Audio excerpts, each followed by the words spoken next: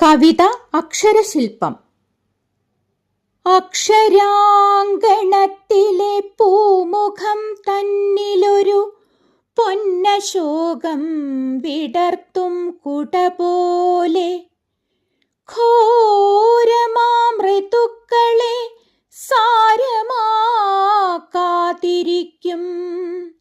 സർഗസൗന്ദര്യം പേറും ചാരുശില്പം.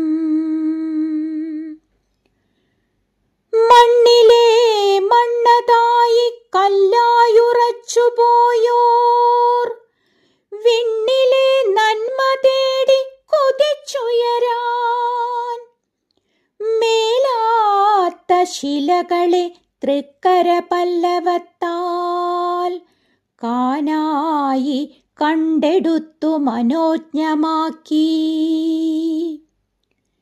അഞ്ജനരൂപിണിയാം അമ്മയുണ്ടവളുടെ മടിയിലായി ജ്ഞാനം തേടുമുണ്ണിയുണ്ട്. മണ്ണിനെ മെത്തയാക്കി ലോകപാഠം ശ്രവിക്കും സോദരർ ചാരത്തായി ചേർന്നു നിൽപ്പൂ. ആ അമ്മ വീഴുകില്ലൊരു കാറ്റിലും, ഈ മക്കൾ കരയുകില്ലൊരു തീയിലും. ആരിവർ അഭിനവ സരസ്വതിയോ, ഇക്ഷിതി തന്നിലെ ജഗദ്ഗുരുവോ.